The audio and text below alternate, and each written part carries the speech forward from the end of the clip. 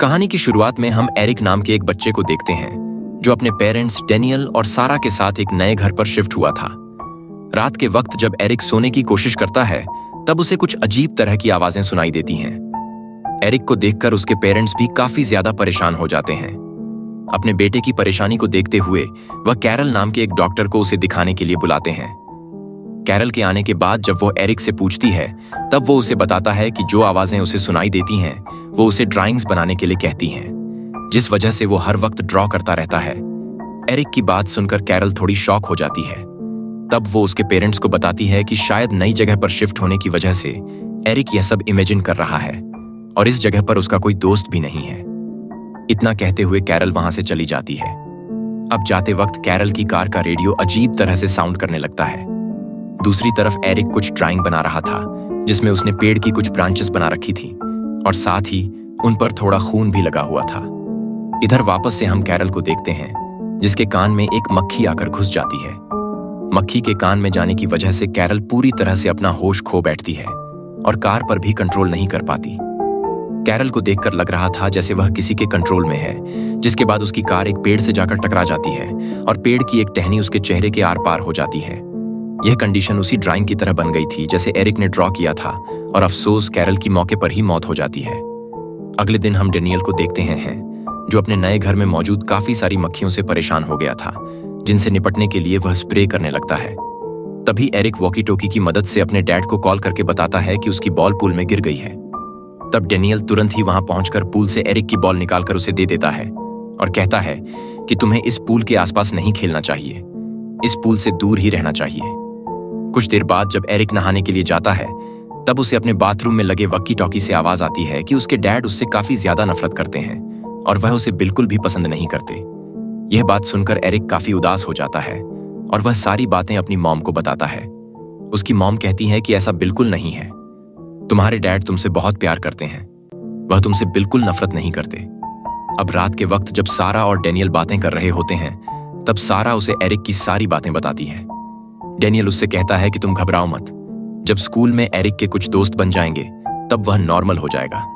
रात में जब सब सो रहे थे तब अचानक बाहर लगा पूल का गेट हिलने लगता है, जिसकी आवाज सुनकर डेनियल की आंख खुल जाती है। डेनियल पूल का गेट चेक करने के लिए वहां जाता है और पूल के गेट को लॉक करके वहां से वापस आने लगता है। वापस आते वक्त उसे वॉकी टॉकी पर एरिक की आवाज सुनाई देती है, जैसे वह किसी से बात कर रहा हो। इधर एरिक को अभी भी नींद नहीं आ रही थी।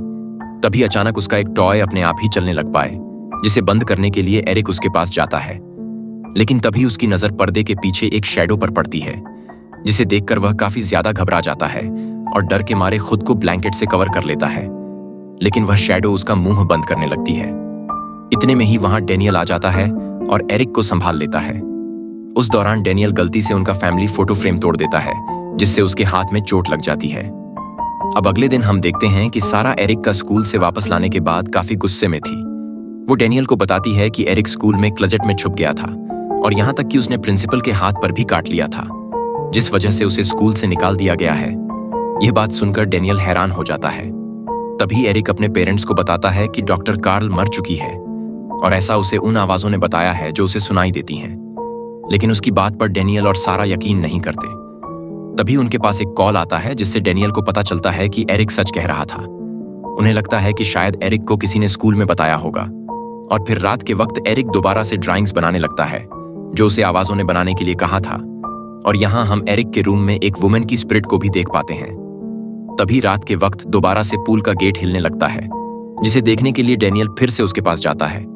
लेकिन यहाँ डेनियल को कुछ आवाज सुनाई देती है और उसे लगने लगता है कि जैसे उनके घर में कोई चोर घुस आया है, जिस वजह से डेनियल गन निकाल लेता है। तभी डेनियल को बाहर एरिक के कपड़े दिखाई देते हैं, जिन्हें देखकर वह पूल के पास जाता है और एरिक को आवाज लगाने लगता है। डेनियल की आवाज सुनकर सारा की भी नींद खुल जाती है और वह एरिक को देखने के लिए उसके रूम में जाती है। लेकिन एरिक रूम में नहीं होता। इधर डेनियल को एरिक पूल के ऊपर तैरता हुआ दिखता है। डेनियल जल्दी से एरिक को पूल से बाहर निकालता है, लेकिन तब तक काफी देर हो चुकी थी क्योंकि एरिक पहले ही मर चुका था।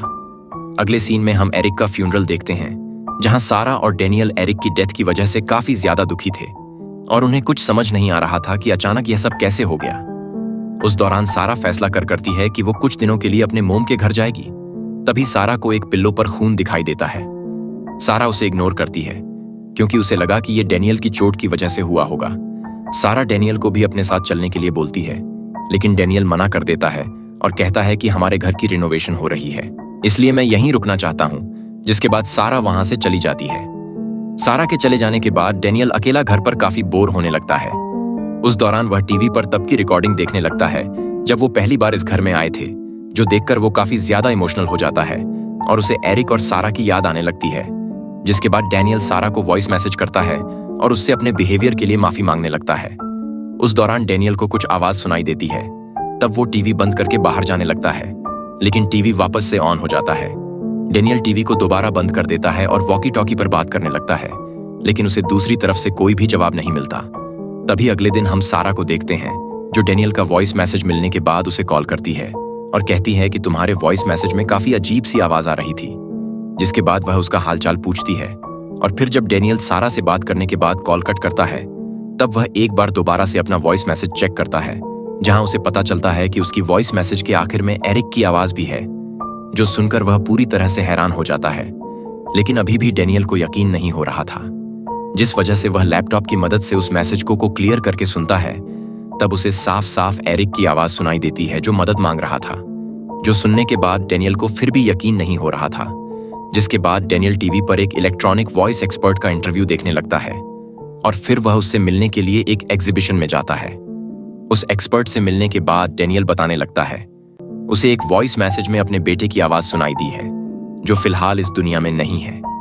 डेनियल उस एक्सपर्ट से मदद मांगता है और उसे काफी कुछ बताने लगता है, जिस वजह से वह एक्सपर्ट डेनियल की मदद करने के लिए तैयार हो जाता है। जिसके बाद अगले सीन में हम उसी एक्सपर्ट को देखते हैं जिसका नाम जर्मन होता है, जो अपनी बेटी रूथ के साथ डेनियल के घर जाने लगता है। और फिर डेनियल के घर पहुंचकर रूथ वहां सभी जगह कैमरे लगा देती है, जिसमें थर्मल कैमरा भी शामिल था। और जब रूथ ये सभी कैमरे लगा रही होती है, तभी हम थर्मल कैमरा में एक लेडी को देखते हैं, लेकिन रूथ और जर्मन इस बात से अनजान होते हैं। तभी जर्मन अपने इक्विपमेंट्स लेकर पूरे घर में आवाज सुनने लगता है, लेकिन जर्मन को कुछ भी डिटेक्ट नहीं होता। तभी रूथ की नजर अचानक से एरिक के रूम पर पड़ती है, जहां उसे बेड पर कोई बैठा हुआ दिखाई देता है। रूथ को लगता है कि शायद वह डेनियल है, इसलिए रूथ अपने डैड को बोलती है उन्हें डेनियल को एरिक के रूम से बाहर भेजना चाहिए। लेकिन तभी जर्मन बताता है कि डेनियल पहले से ही इस घर के बाहर है, जिस बात से रूथ शॉक हो जाती है। दूसरी तरफ जर्मन एरिक के रूम में पहुंच जाता है, लेकिन उसे वहां कोई भी दिखाई नहीं देता। जिसके बाद रूथ अपने डैड को वहां से जल्दी निकलने के लिए कहती है, क्योंकि उसे वहां अभी भी थर्मल रीडिंग्स मिल रही थी, जो उसके डेट के बिल्कुल सामने थी। इसका मतलब कोई स्पिरिट जर्मन के ठीक सामने खड़ी हुई है, लेकिन जर्मन को कोई भी दिखाई नहीं देता। जिसके बाद अचानक ही उसके इक्विपमेंट में एक आवाज डिटेक्ट होती है, जिसे सुनकर जर्मन के कान में दर्द होने लगता है, क्योंकि वह आवाज काफी तेज थी और इस बात से वह काफी ज्यादा घबरा जाता है। और फिर यह सब होने के बाद वह डेनियल को बताते हैं कि एक पैरानॉर्मल एक्टिविटी है, लेकिन हमें कल एक बार और करना चाहिए। जिसके बाद वह सभी सो जाते हैं, लेकिन तभी जर्मन को अपने रूम के बाहर कोई दिखाई देता है और उसका पीछा करते वक्त उसे पता चलता है कि वो उसकी वाइफ सोफिया की स्पिरिट है, जो काफी समय पहले मर चुकी थी। यहाँ जर्मन सोफिया की स्पिरिट से बात करने की कोशिश करता है, जिसके बाद सोफिया की स्पिरिट जर्मन को अपने पास बुलाकर उसका हाथ काटने लगती है, पर तभी वहां पर रूथ पहुंच जाती है, जिस कारण जर्मन बच जाता है। और फिर हमें पता चलता है कि यह सिर्फ एक इल्यूजन था जो उस स्पिरिट ने क्रिएट किया था, क्योंकि यहाँ तो जर्मन खुद अपना ही हाथ काट रहा था। तभी हम दूसरी तरफ सारा को देखते हैं, जिसके पास एक कॉल आता है, और जब सारा उस कॉल को उठाती है तो उसे एरिक की आवाज सुनाई देती है। वो उससे कह रहा था कि उसके डैड ने घर पर किसी को बुलाया है और वो लोग उसे परेशान कर रहे हैं। इस बात को सुनकर सारा हैरान हो जाती है और तुरंत ही अपने घर के लिए निकल पड़ती है। तभी हम यहाँ रूथ को देखते हैं, जो सुबह उठकर घर के बाहर आती है। तभी उसकी नजर एक पेड़ पर पड़ती है, जहां काफी सारी मरी हुई बिल्लियां उस पेड़ पर लटकी हुई थीं, जिन्हें देखकर रूथ घबरा जाती है। इतने में ही सारा भी अपने घर वापस आ जाती है और डेनियल पर गुस्सा करने लगती है और डेनियल से जर्मन के बारे में पूछने लगती है। तब हम दूसरी तरफ रूथ को देखते हैं, जो अपने डैड की मेडिसिन लेकर वापस डेनियल के घर आ रही थी। लेकिन रास्ते में एक औरत उसे अपने घर में बुलाने लगती है और उस घर के बारे में बताती है जहां डेनियल रहता था। वो लेडी रूथ से कहती है कि उन्हें जल्दी से उस घर को खाली कर देना चाहिए। जिसके बाद हम सारा को देखते हैं, जो एरिक को ढूंढने के लिए उसके रूम में जाती है, क्योंकि उसे उस कॉल पर एरिक की आवाज सुनाई दी थी। इस वजह से उसे लगता है कि शायद वह दोबारा से एरिक से बात कर सकती है, लेकिन एरिक उसे कहीं नहीं मिलता। पर जब वो वहां से जाने लगती है तभी उसे एरिक दिख जाता है, और जब वो उससे बात करने के लिए उसके पास जाती है तो एरिक वहां से उठकर बेड के नीचे चला जाता है। सारा एरिक को बेड के नीचे देखने लगती है, लेकिन वहां एरिक उसे कहीं नहीं दिखता। उस दौरान उसे सामने एक आदमी के पैर दिखाई देते हैं जो बेड के ऊपर चढ़ रहा था, लेकिन जब सारा बेड के ऊपर देखती है तो वहां भी कोई नहीं होता। और फिर तभी एरिक बेड के नीचे से निकलकर वहां से भाग जाता है, जो देखकर सारा डर गई थी और पीछे की तरफ जाने लगती है। तभी अचानक उसका हाथ किसी के पैरों पर पड़ता है, और वो वही लेडी थी जो हमने उस थर्मल कैमरा में देखी थी। यहाँ वो लेडी सारा का मुंह अपने हाथों से दबा लेती है। तभी हम दूसरी तरफ डेनियल, जर्मन और रूथ को देखते हैं, जहां जर्मन और रूथ डेनियल को बताने लगते हैं कि इस घर में कुछ विचेस को मारकर लटका दिया गया था, और बाहर जिन मरी बिल्लियों को रूथ ने लटका हुआ देखा था वो उन स्पिरिट्स का इशारा था, ताकि हम इस जगह को छोड़कर यहां से भाग जाएं। तभी अचानक से सारा अपने आप को फांसी लगा लेती है, जो देखकर डेनियल काफी दुखी हो जाता है। यहाँ दूसरी तरफ जर्मन उन सभी बीचेस को खत्म करने का रास्ता ढूंढ लेता है। तभी हम डेनियल को देखते हैं, जो एक पर्दे के पीछे सारा और एरिक को देख रहा था, लेकिन यह सब बस उसका एक इल्यूजन था। जिसके बाद हम रूथ को देखते हैं, जो सारा के साइड करने से पहले की रिकॉर्डिंग देख रही थी। उस दौरान उसे पता चलाता है कि उस रूम में सारा के साथ कोई और भी था, और फिर डेनियल एरिक के रूम में गोली चला देता है, जिसे सुनकर जर्मन और रूथ दोनों तुरंत ही एरिक के रूम में पहुंचते हैं और डेनियल को शांत होने के लिए कहते हैं। जिसके बाद जर्मन विच के टॉर्चर रूम के बारे में डेनियल को बताता है और कहता है कि उन्हें इस रूम को ढूंढना होगा। और फिर डेनियल को वो रूम याद आता है जहां काफी सारी मक्खियां थीं। जिसके बाद वो उस दीवार को तोड़ने लगता है। उस दीवार को तोड़ने के बाद उसे सामने एक रूम दिखाई देता है जहां उन्हें चच की बॉडी मिलती है। जर्मन जब उसे टच करता है तो उसे काफी सारे विजन्स आने लगते हैं, जहां उसे पता चलता है कि उस विच को काफी ज्यादा टॉर्चर किया गया था। जिसके बाद वह सभी मिलकर उस विच की बॉडी को जलाने की कोशिश करने लगते हैं, ताकि वह विच खत्म हो जाए। जर्मन गैसोलीन लेकर उस विच की बॉडी के पास जाता है और रूथ से कहता है कि वह उसके साथ ना आए। उस दौरान जर्मन की टॉर्च खराब हो जाती है और कुछ भी दिखाई नहीं देता। तभी वो विच उसके सामने आकर उस पर हमला कर देती है। इस दौरान रूथ अपने डेड को आवाज लगाती है, लेकिन उसे कोई जवाब नहीं मिलता। तभी रूथ अपनी मोम की स्पिरिट को देखती है, जो उसे अपने पास बुलाने लगती है। लेकिन रूथ अपनी मोम की स्पिरिट के पास जाने से मना करती है, क्योंकि उसे पता चल चुका था कि यह बस उस विच का एक ट्रैप है, जिस वजह से उसकी मोम की स्पिरिट वहां से गायब हो जाती है और वो विच रूथ के करीब आने लगती है। दूसरी तरफ डेनियल गैसोलीन ढूंढ रहा होता है, पर तभी उसे वहां एरिक और सारा दिखाई देते हैं, जो उसे अपने साथ यहां से चलने के लिए कह रहे थे। जिसके बाद डे उन्हें गले लगा लेता है, लेकिन यह भी उसी विच का एक ट्रैप था, जिस वजह से डेनियल को इल्यूजन्स आने लगते हैं और वह अपने आप पर ही गैसोलीन डालकर खुद को मारने लगता है। इधर जर्मन उस बच की बॉडी पर गैसोलीन डाल रहा था, लेकिन तभी वहां पर रूथ आ जाती है और जर्मन पर हमला कर देती है, क्योंकि अब वो उस विच के कंट्रोल में थी। लेकिन समय रहते जर्मन उस विच की बॉडी की तरफ शूट कर देता है, जिससे वहां आग लग जाती है और विच की बॉडी जलने लगती है। और उस विच की बॉडी में आग लगने के बाद रूथ और डेनियल दोनों नॉर्मल हो जाते हैं और सब कुछ ठीक हो जाता है।